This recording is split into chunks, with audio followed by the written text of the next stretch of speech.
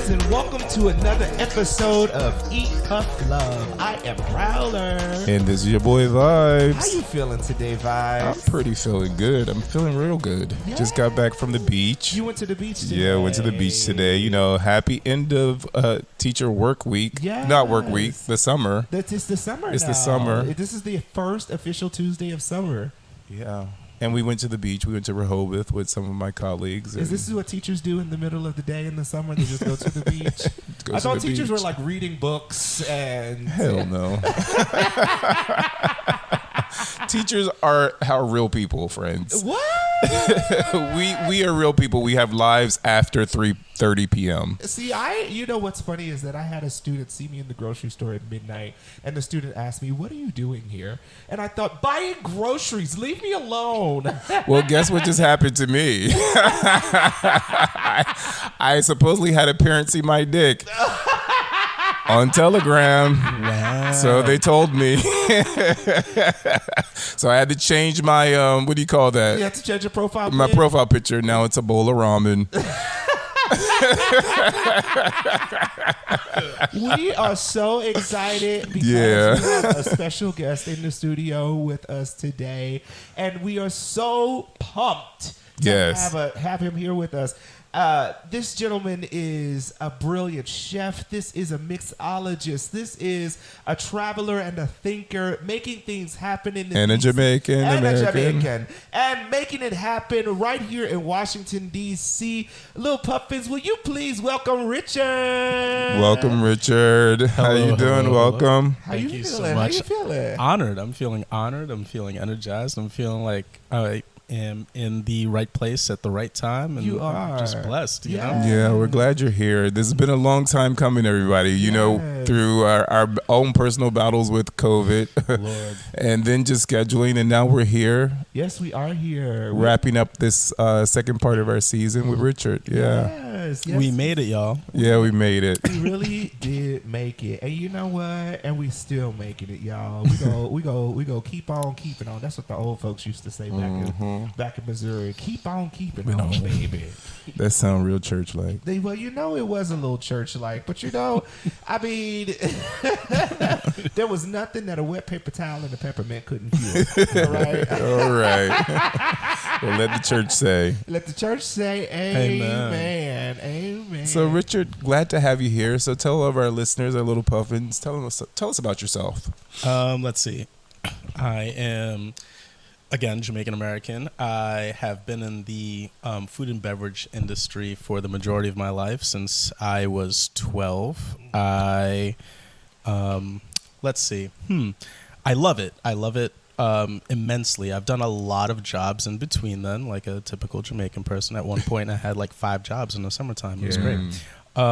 So I've worn a lot of hats, but with all the hats that I've worn, and you know, well, you don't know. Let me tell you about. Yeah, I it. was about to say, tell us about the hats. No, so for one, at one point I was a comic book artist. I thought that was going to be my trajectory. Yes. But no, it ended up being restaurant management, and then here I am, a beverage director for Metrobar. When I was younger, I was a dishwasher. I was a technician a technician at a convention center. I was a library circulation desk. Yes. I was the leader for a painting team over in Rhode Island. Come on. I was a Cutco salesman for it was a knife company essentially.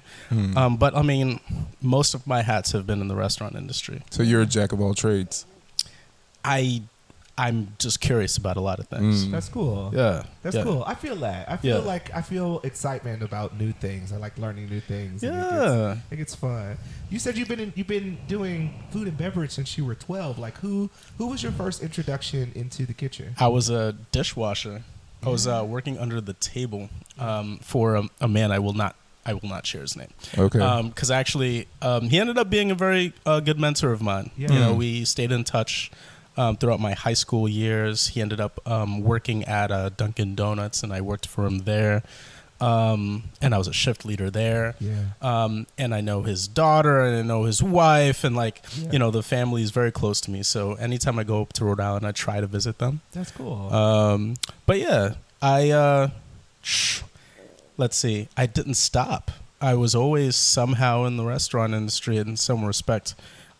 Even like in high school when I became a busser, and then I became a food runner, and then a server, and then host, and then bartender when I was working at a Shula Steakhouse, and then it just kept on continuing. I ended up working. There was at one point I was working at 3 different venues. It was over in Boston.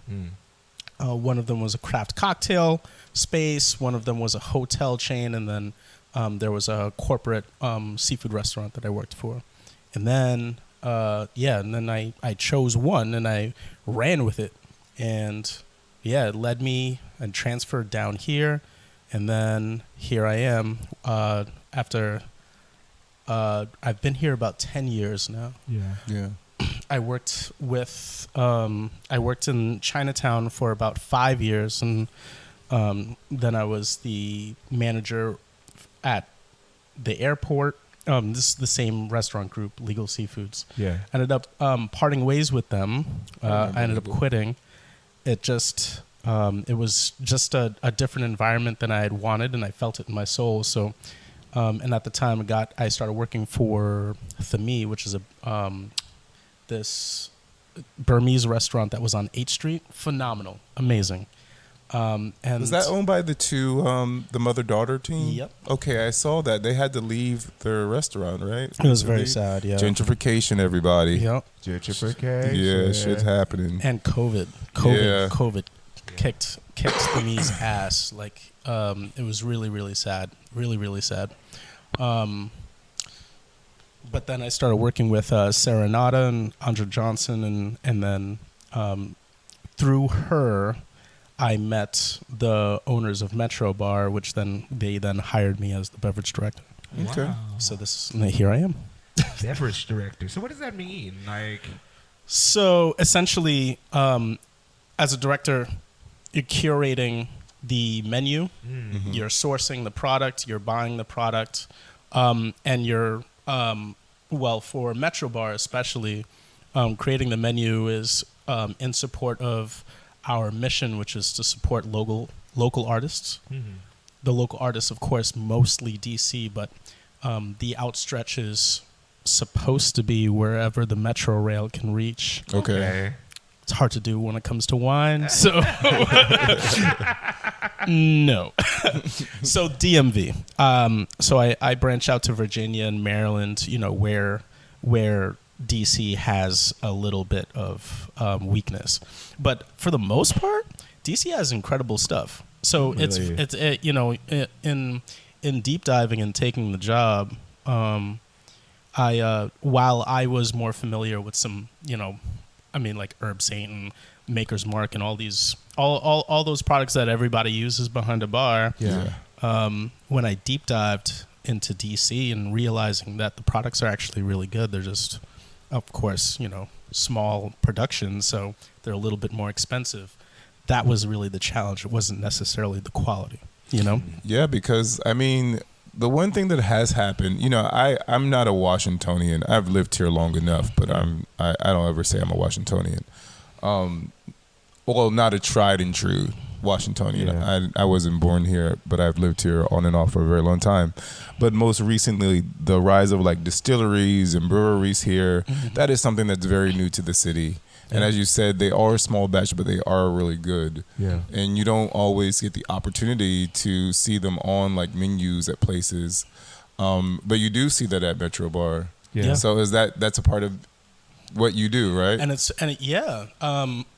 it's fun seeing where they've come, because even 5 years ago, some of these same distilleries and breweries were in a very different place with their process, and they, everybody, like any artist, they start off, they make their failures, and then they change and they grow, and then, man, 1-8 Distilling, for one, they just broke out their new their new bourbon, which they've been curating for 5 years now, and it's delicious. Yeah. It's like a good bourbon.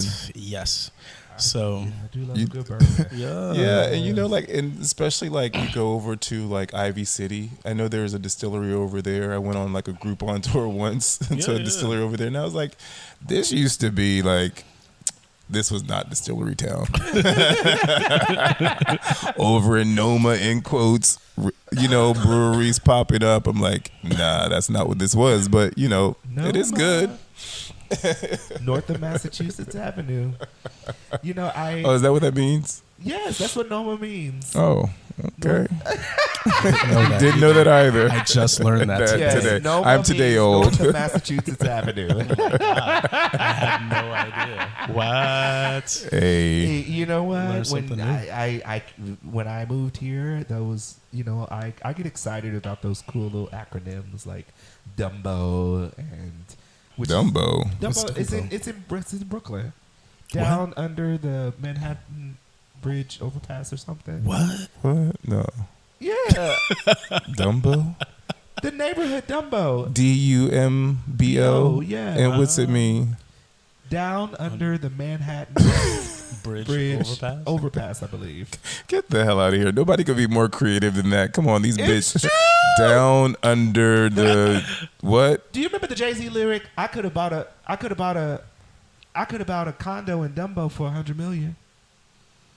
Stupid.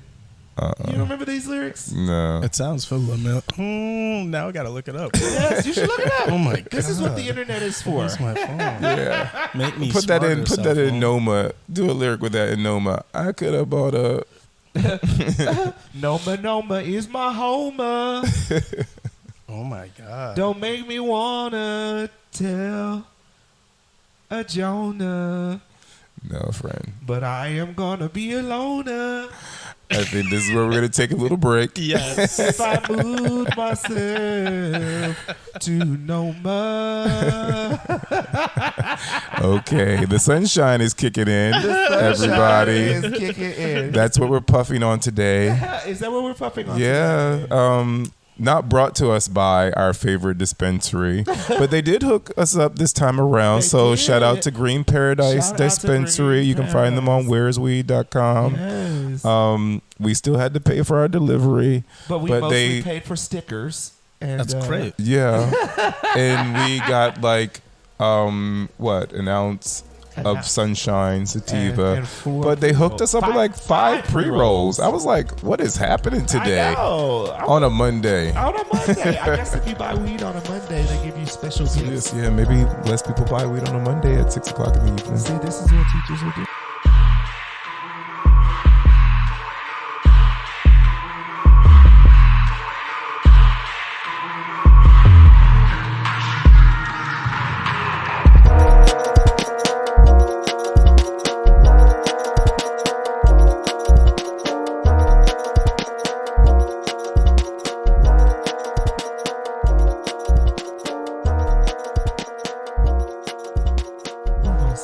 Yep.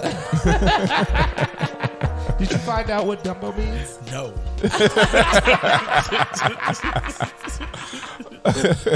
All right, so Richard, just tell us more about how you are, like, after you have gone through this long list of like working various opportunities in the restaurant industry, and now you're at a place where you're the bar manager for a fairly popular space here in Northeast DC. People know Metrobar. It's a place I enjoy. Yeah, I enjoy going for the drinks, especially the outdoor music.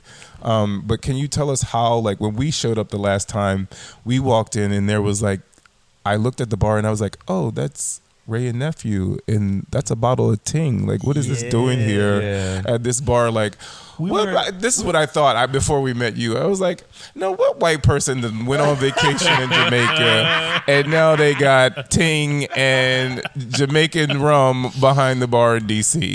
Who did it? But you know what though? I anytime I go to Metrobar, I am immensely fascinated by the array of dehydrated garnishes and all of the. Oh yeah, you do eat those oranges and limes. Like he's asking for like handfuls from behind the bar. I know. I go there and I'm begging the bartenders like, and she's like, please give me another dried grapefruit because it is so good and it's paired with this amazing cocktail.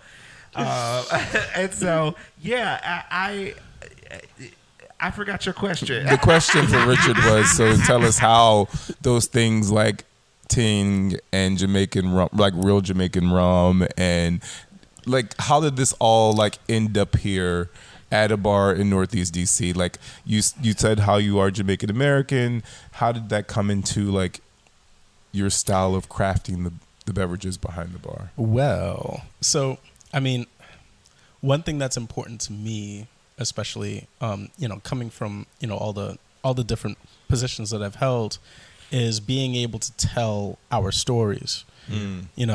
I'm from a diaspora, regardless of anything or whatever journey that I've taken. Everything about where I came from is diaspora. My mother came from Jamaica when she was in high school. My grandmother was living in New York, and she sent for my mother so that my mother could have more opportunities in America and get a good station in life. And my mother, fearlessly raised my brother and I, and that history with my family and our culture and the flavors of the spice trade and all of those influences that also was steeped in slavery. They're not celebrated well enough. They're underappreciated and not say underappreciated, but definitely undervalued. Yeah. So, it has to be at a certain price point for you to get like that genuine culture. And it's like, oh, I can't get, oxtail for less than $15. Like what? How are you guys staying in business? How are you guys charging for this when you don't realize like how much work goes into getting it to that point? So that's right. One of the things that, and this is what I did at Thami also. At the time when I worked at Thami, I was telling their story, but I infused a lot of the common ground in our cultures and cooking, and using fresh ingredients, because that's the thing. You're not using like high fructose corn syrup and all these other ingredients. Like if you get like cola champagne from the Caribbean, it's not using anything that's not natural. So natural ingredients, common spices in the spice trade, and that's what I was doing at Thami. But here, Metrobar, I'm trying to infuse some semblance of Jamaican influence or the Caribbean into all of the cocktails. And just pick one at any point, and I can tell you where. So we have this new cocktail called the Ward 5.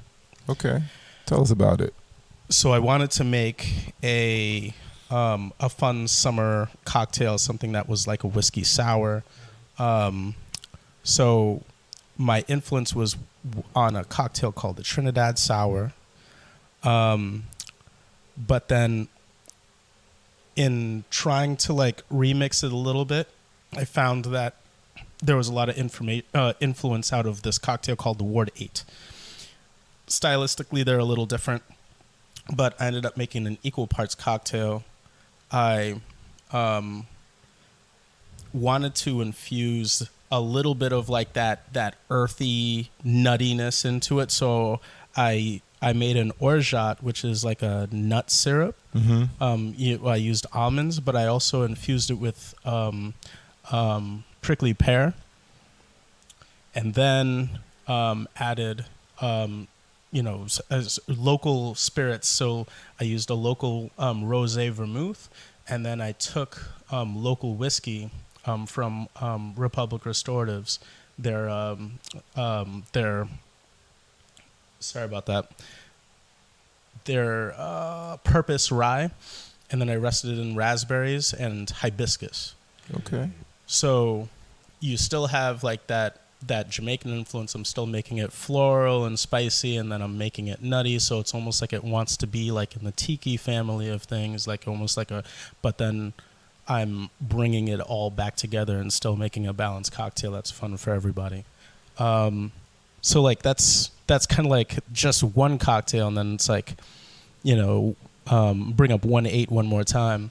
They make a gin that has a backbone of allspice. So I like leaned into that for the Blue Line Chill Ricky, which is supposed to make you feel like you're on a beach. Yes. Yes, Velvet Flornum is part of it. It's absolutely wonderful. Like if you ever like taste it, it's supposed to taste like you're on a beach. There's a little bit of allspice and dram in there also to like boost that part of the gin. But that's kind of what and a lot of the things that I'm supposed to be supporting local, but at the same time I'm also like, okay, here's the empty pocket. The empty pocket being there's no local sodas. So what am I going to fill it with? Yeah. Well, of course, I'm going to fill it with Ting. You know what I mean? Like, yeah. I'm going to do it with something Caribbean. I'm going to do it with something, that tells my story. If I can't fill it with something local, I'll fill it with something that tells my story. But yeah, I mean, Ray and Nephew, I'll secretly throw that into cocktails. Mm. So, the majority spirit will be one thing, and then the supporting spirits will be something from my heritage. Those little hidden bits that just make it all come together. Mm-hmm.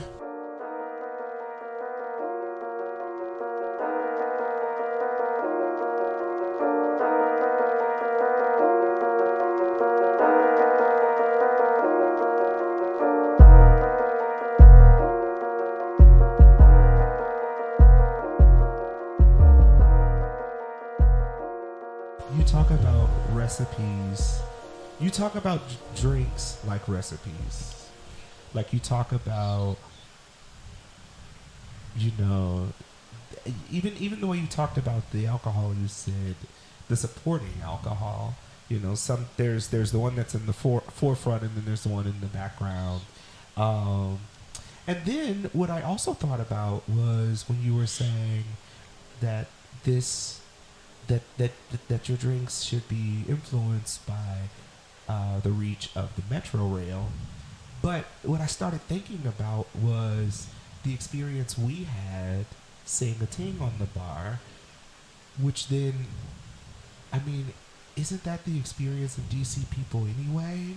The experience of having these connections to somewhere else, and going to, sometimes you go to the hookah bars and they'll have Ethiopian beers on tap. Mm-hmm. And, I've never been to Ethiopia, but right. but the moment I go to Ethiopia, I assume that some of these ones that I'm seeing here are going right. to be familiar to me. And so I guess I don't see it as just something that you're just pulling from within your culture. Like, you represent DC. Oh, thank you. And because you represent DC is elaborate in the many walks of experiences that people have within the city. And so because of that, yeah, I had a whole experience around sing-a-ting on the bar. I was like, oh my gosh, who gets me? It's me. I got you. Who is getting me in this moment? Because, to see a Ray and Nephew and to know what a Ray and Nephew is a whole experience within itself. Mm-hmm. And so, but yeah, I hear that, and I think that's I like that. Okay. Okay. I think I like that, right? Because you, as a traveler, you go and you see something and you experience something. Right. But there is also merit and credit to the fact that you are bringing things from a place that only people, even when they go to the resort in Jamaica, because most of the, let's face it, the clientele in all the places, they're resort people, okay? And so it's not resort culture that he's bringing. I feel like you brought forth when just Ray and Nephew, that you can go in any little shop in Jamaica and buy for probably about $5 or $6 a bottle. A thing of ting is going to be like 50 cents. It's what the people there enjoy. It's something that is going to be in a community store. It's going to be but it's not going to be on the resort. That's true. And so therefore infusing that into a space that though it might be the supporting ingredient, it's bringing forth. It's the icing on the top. I hear that of the things. That's how I experienced it. So, it's different to have a rum punch with. Nobody's gonna drink a rum punch unless you're. It's like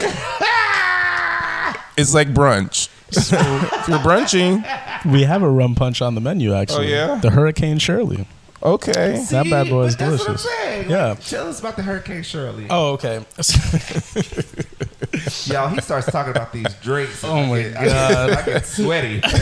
Well, no offense to Shirley, but when I think about rum punch, you said it the other day, and then we could talk about the Hurricane Shirley, but you said the other day when we were on that little boat and the woman made you the rum punch, and you said what? I don't remember this rum This tastes like something that I had in college. Oh no! Because that is normally what people think rum punch. That's what they think. Yeah. Okay, true. And I'm sure that Richard is not making the resort rum punch. Absolutely, it's a little different. Absolutely. Yeah, it's a little different, right? So tell us. So real quick, I do want to backtrack real quick a little bit about Ray and Nephew. That was actually the first rum. It's actually the first alcoholic drink I've ever had. Oh, okay. It was me and my cousin in my mom's living room. No. Sorry, my uncle's living room, his father, and he had a bottle of Ray and Nephew, and we always saw him just like pouring a little bit into whatever he was getting at in XYZ, and just like, I think we were like 10 years old. That's all right. The first time I was drunk, I think I was about 12. It was Christmas Eve, drinking a lot of eggnog, and I woke up in the middle of the floor in the morning at 3 a.m. vomiting. Oh my God. Yeah, it's a thing. Yeah. But go ahead, sorry. No, we did have a hangover. We pretended we were sick. We just told him we were sick. He had no. I think they know, because later on, I'm talking to my mother, and this will happen. Like anytime we go to a diner, we're sitting across from each other. I'm like, hey mom, I need to tell you a secret. So remember back when I was 10 and I got sick at my uncle's place? Yeah. Ray and Nephew. Oh, I know. Yeah. So anyway, Hurricane Shirley. So it has 2 rums in it, both local spirits. But I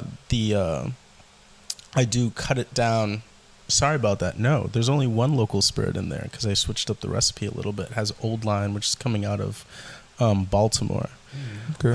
And then it has Angostura white rum, which is really nice. But the Old Line is Navy strength and tastes a little bit like banana. Really nice. The Angostura white is like almost like vanilla background. Okay, but a Hurricane is actually really traditional coming out of New Orleans. New Orleans. Yes, indeed. Yes. So a lot of different renditions since its inception, but the original recipe had grenadine, passion fruit, right? So I have a cocktail it's a non-alcoholic cocktail that I based off of Shirley Temple. We called it the Shirley Horn, based on the 1970s jazz singer from DC. Yeah. So made this beautiful non-alcoholic cocktail with acidulated orange juice. I make a house grenadine, but I also infuse it. Just acidulated what? Can you expand on this? What? I heard orange juice. What is my Google? Yes. I added a little malic acid to the orange juice to round it out a little bit. See, people, this is what we're talking about. No, but essentially, I mean, and then the grenadine has a little bit of fig reduction in there to make it a little bit more savory. So I like, and then I added lemon lime, and then you add club soda to finish it off, and so essentially it's still a Shirley Temple, but it's a little bit more. You're getting a little bit more bang for your buck when you pay for it. That's actually the base, part of the base of the Hurricane Shirley, which is why it's called the Hurricane Shirley. Okay, because I was like, when is the alcohol coming into this? Because all of this work needs some So, okay, good. And really, it's just the Shirley Horn, except I've added 3 spirits. So I add a passion fruit liqueur, and then the white rum and the dark rum, and then... Yeah, see, this is not your reserve. And not that the rum punch, I'm not getting it twisted. Like, the rum punch is a thing. And, like, if done right, and it even its traditional sense of you like orange juice, pineapple juice, all this other jazz in it, it can be good. But this is like a real, like, it's, I don't even want to use that word. I just want to say that it's a new take, and it's, and I can, even by listening to it, not have yet tried it, can see how it could still play out in the way that you discussed it, along with everybody loves the Shirley Temple. Yes, and I mean, even the way he's explaining it, like, I'm layering flavors in my mind. Like, oh my gosh, yes. It's sort of like when people are telling you their outline for their chili, and you're like, oh my gosh, you put that? Oh my gosh, you put that? And then they say something like carrots, and you're like, okay, hold on now, what we doing? Like, what we doing today, orange juice? Oh, what we doing? Okay, this drink was sounding real Can good. I buy that over the counter? What you mean, onion liqueur? Onion liqueur? Hey, if it's in the right Bloody Mary, I might have a little onion liqueur. Listen, never thought about it. I do have a Bloody Mary on the menu now. See, look at him. Look at him. Tell about this Bloody Mary. Go ahead and look at the flavors. Get into it. So, oh my God. So, it has some of the standard stuff. It has Worcestershire soy sauce, tomato puree. So one of the secret ingredients, because I'm not going to give away the whole farm. Yeah, don't do that. Don't do that. Is I pickle my own Scotch bonnet pepper. Yes. See, I can see you drinking this. Yeah. Now. See, this is already like I'm already. I want 3. I want 3, not on happy hour. I'll buy this all day. I'm not gonna lie, it's really good. But you should definitely try it. Yeah, I'm excited for you to try it. But yeah, that's one of the secret ingredients in there. And but over at Metrobar, you all don't sell food; you just sell drinks, right? Right. So, so that's a question then. So I know you have like vendors that sell food. Do you ever take in consideration how those things may pair with your vendors, or are they rotating so frequently that you don't really? So I would typically, yes. Up until now, yeah, they rotate so frequently. Now, mind you, we're still in like year 0 because our train car isn't even open yet to the public, and like the train car is gonna. Oh, it's gonna be open. So I thought it was just a decoration piece. No. There's a whole ass bar being built in there. What? Oh, okay. Yeah. Okay. Yeah, I just thought it was decor and that it was going to be an outside spot always. No, I'll definitely hit you all up when we actually plan the grand opening. But yeah, Eat Puff Love have to come over and cover, or at least we'll have some drinks. We'll have some drinks. I mean, that's so exciting, and you know, I'm just excited for the cool things happening in this neighborhood, and I just like Metrobar. I think it's yummy. I think the drinks are great. I think the vibe is cool. It would be nice to have a little go-go music on the deck every once in a while. You know, a little Baltimore house every once in a while. We will. Maybe an R&B night. Maybe a little Erykah Badu cover. I don't know. You know, but I'm here for Metrobar. So I'm trying to. I'm working with a couple of the people. Jan and Tate. Jan is an events coordinator. Essentially, she like curates experiences. Tate is one of the founders of DMV Black Restaurant Week. we were talking today about Carnival in Oh, DC yeah. and how it's left DC. Yeah. And how we're going to try to bring it back.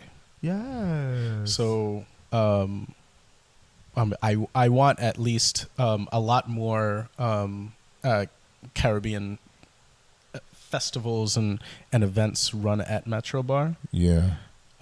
That's going to be, kind of my mission. I'm not going to try to like oversaturate. I still want it to be something that's celebrating DC cultures, period. Like, the underlying what is built up DC, because even like to your point, the Ethiopian beer, I'm trying to bring Tej in. But like, it's just, little things like that. But we're going to try to make it something that's annual, where we're bringing Caribbean festivals in regularly to Metrobar, but also trying to work with the city in funding that and pushing that traffic towards Metrobar, or at least that area. Yeah. So, because it's important. I mean, so here's the funny thing. Unfortunately, when we were for Juneteenth, it's so June is Caribbean Heritage Month. Yeah, right? it is. Juneteenth week, that was Hooky Week too. Oh, so what is this? Hooky Week is it's essentially like a week or a week and a half to 2 weeks where. If you're a Caribbean, you don't go to work. You go and you party for like 4 to 7 days straight. What? Yeah. I've heard of Hooky Week. Yeah. And then I've heard there were a lot of parties and a lot of things that were popped up. Be like, we're going here, like grown people going out here and hanging out, take off work. What? Just don't show up. Mm-hmm. Like-minded people. I'm into it. Yeah. It's great. So I am into it. Yeah. Yes. I mean, so Juneteenth week is very heavy with celebration, period, with a lot of but we were, one of the things when we were publicizing our events for Juneteenth, and especially around we had a fish fry and festival, festival. Yeah.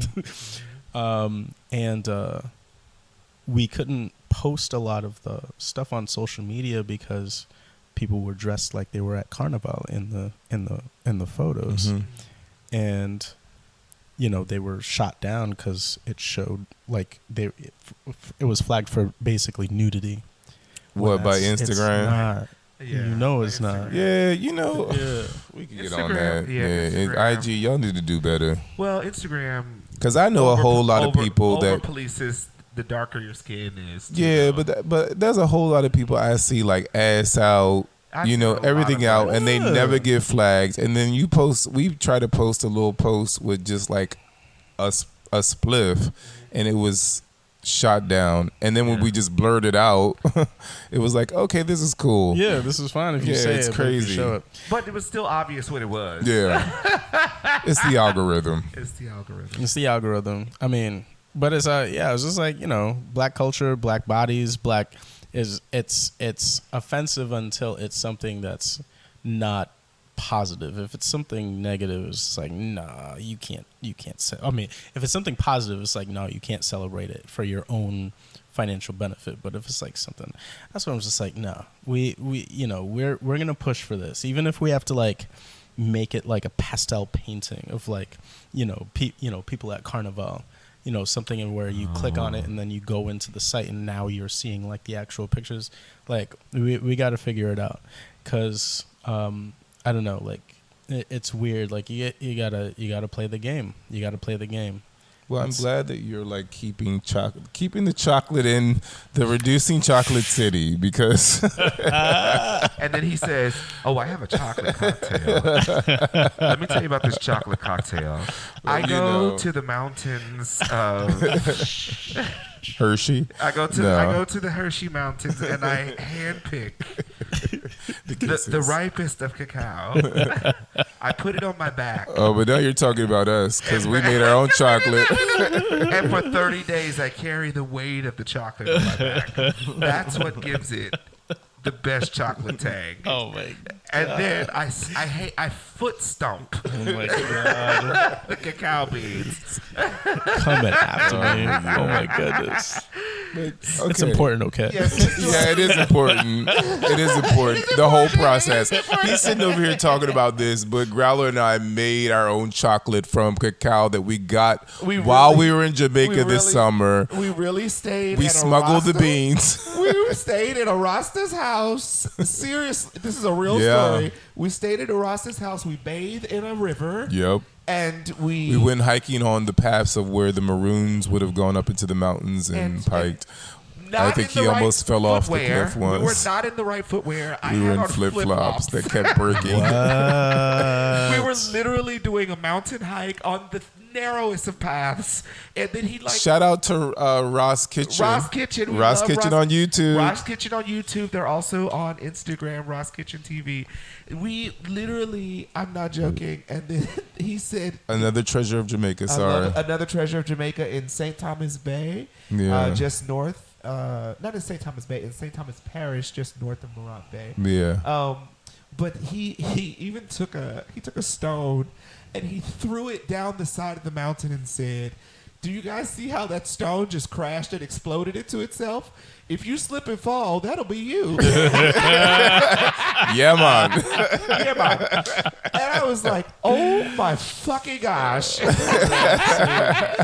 I am telling you, we brought that chocolate home and we peeled it and we roasted it and we ate the flesh around it. You know, we had so many. He how is that? It's really good. Like, it's amazing. Basically, it's amazing. It's just this fluffy white. Reminds me of like soursop. Yeah, but it's different. It's different. And his grandson went up into the trees and started taking them down for me. And I think I turned to you. I was like, "Do you know how expensive this is right now?"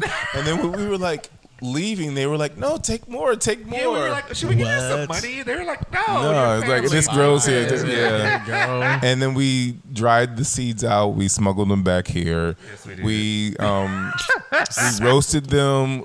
We did the whole process of turning the seeds into chocolate, and then we had chocolate that we made all different types of chocolates from. Yeah, it was amazing. It was a totally cool experience. What? Yes. So, I'm joking about you pressing chocolate beans with your toes, but at the same time, you literally did. We're in here like we really did the most for this chocolate because we were determined that, you know what, people in the past made chocolate by hand, and they must have had good reason to keep doing it this way. Hell yeah. Because that shit was good. I'm telling you. We were like, fuck. It's too bad this takes so long. Lord.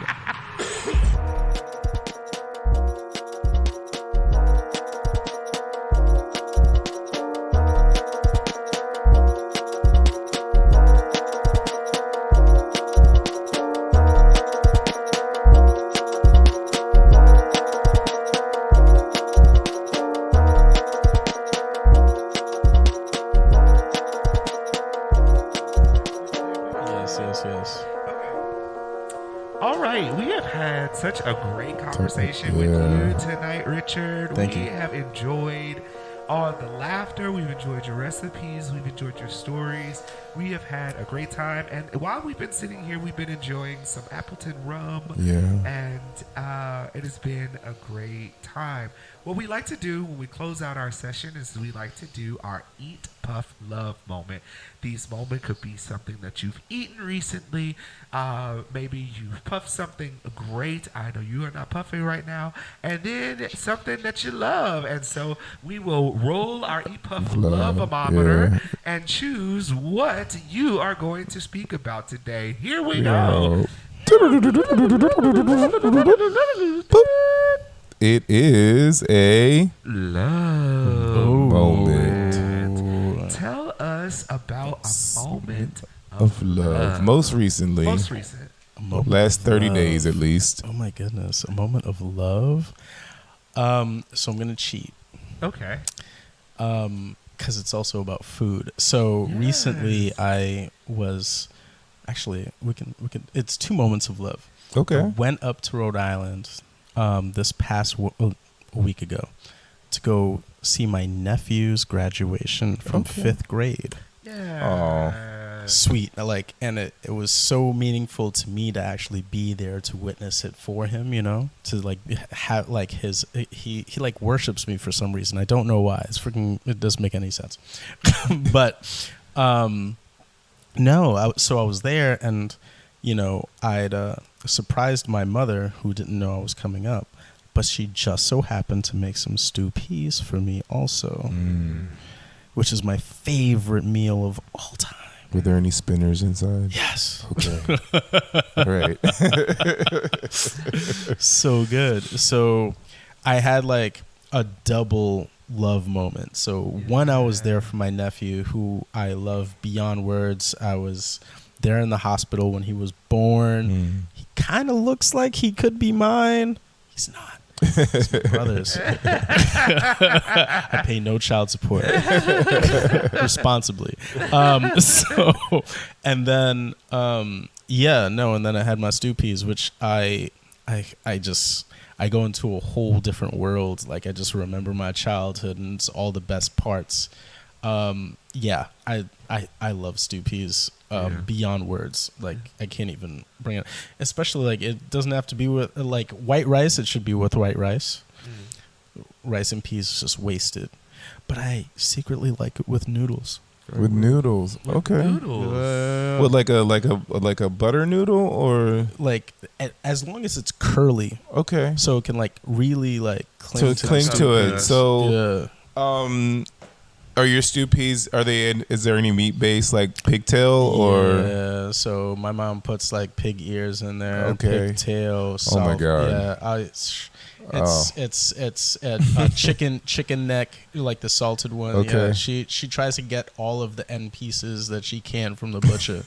She'll just go and she'll ask for them. And I'm just all right, cool. That's how you do it. Got you. Okay, stew peas and noodles. I'm going to have to try this out now. Stew peas and noodles. Okay. I mean, come on. Yes. And family time. Yes. Love of family time and your nephew, yeah. And I can see why your nephew, yeah, you're a really cool guy. Thank you. And you've had just here having this conversation with you, seems like you've had a very journey story. You've done lots of things. You continue to do lots of things. You shared with us you like to tinker, and you're creative. So I get it. And it also seems to me that if I observe your pattern, that you're not done yet. No, definitely not done. That this is definitely something you're enjoying. And that's why when you asked if he was a jack of all trades, it almost seems like you're more of a master of all trades kind of a thing. You're like, how can I get to this, figure it out, and then now I'll go to the next thing and figure it out, and then figure it out and figure it out. Perfectionism is that's my toxic trait. Okay, everybody. So now we know that Richard always striving to be better. Hey, friend, I just watched this TikTok. I sent it to you. It was like the woman was like, it's one of those where it's like a stitch, and they say, tell us something that is that is a scam, but nobody knows is a scam or whatever. And this woman comes up and says, she's like, having a purpose. Like, how dare you be so narcissistic to think you should have a purpose? Like you are so important. She's like, nah, I'm just gonna chill and live my life and do all the great things that I enjoy doing, and that's it. I don't need a purpose. My grandmother, that's what my grandmother always says. She's always like, when I ask her, I say, because she's 87 now. Like, what do you? I always say, like, Grandma, tell me what's your secret. And she always says, just do what you want to do. Yeah. And if tomorrow you want to bake pies, go bake pies. And if tomorrow you want to, actually, I was telling her about this podcast, and my grandmother is one of those people that I feel like she was one of the first people in my family to start changing a lot of vocabulary around like LGBT issues. Like, she would say to me, she'd be like, you know, bring whomever you want to bring over. Your friend, your special friend. I heard somebody talk about partners the other day. Bring your partner. I don't care. But she was always that person. But so she just always believed. And honestly, now thinking back about the work that I knew her doing, she didn't do one thing. You know, there was a time in her life where I remember her being a laundress. There was a time in her life when I remember her, you know, working in the kitchen. And I also remember that she started a business at one time and she was doing fish plates in the neighborhood. But she always said, just do whatever you want to do because if you do that, then you'll always be happy. And so we are so grateful to have you on our show today, Richard. We have enjoyed you. It has been a joy. Yeah. Tell our listeners how to find you. If they want more Richard, if they want more of the Midnight Sweats talking about really good cocktails, tell them how to find you. Well, you can find me at Metrobar on any day that isn't Monday. Or Tuesday, because we're not open on Tuesday, but we're open on Wednesdays now. Okay. From 4 to midnight on most days. Saturday we open at noon to midnight. Sunday we open from noon to 10. I'm on the social medias. You can most quickly access me on the IG. It's Richard Lee Sterling, one word. Yeah, that's where it's at, technically. Sterling spelled Sterling. Okay. Richard Lee Sterling on IG. Sterling. I love that you also told people to come see you at Metrobar. And I think one thing that we left out of our story was that when we went to Metrobar and was looking at all these drinks on the bar, we said to the bartender, oh my gosh, if you see the bar manager, we would like to see the bar manager. You know, and we kind of said it casually, not really thinking that this was going to happen. And we don't know her name, but we love her. I actually thought that she was the bar manager. Did she have the green glasses on? Yes. Yeah, low cut hair, black super woman, fashionable. like direct and at it, and like get it done. What is her name? Carmela. Yes. Yeah. Shout out to Carmela for making this happen for us. She might be. Okay, it would make sense. Okay, but all I'm saying is that like. In our experience, you've also been very attentive to meeting the customers and saying, hey, like, what do you enjoy and what don't you enjoy? And, like, let's talk about it. And so check out Metrobar. It's a great time. It's right here in Northeast. Right in Northeast DC. Some people may say it's Brooklyn. Some people may say it's Eckington. Richard, what do you guys officially call it? Honestly, like, I think it's Edgewood, honestly. Edgewood, okay, see. But it's right at the road on the Metro Avenue. So take the Rhode Island Metro train. Right up where the old Safeway used to be, back in the back. Foreman Mills is still there. And if you are into it, Greater Mount Calvary. Yeah. Thank you so much for being on our show. Thank you, Richard. Tonight. We appreciate it a lot. We are so grateful. Thank you, everybody, for listening. And always remember to eat, puff, love. All right, that's a wrap. Y'all are incredible. Thank you.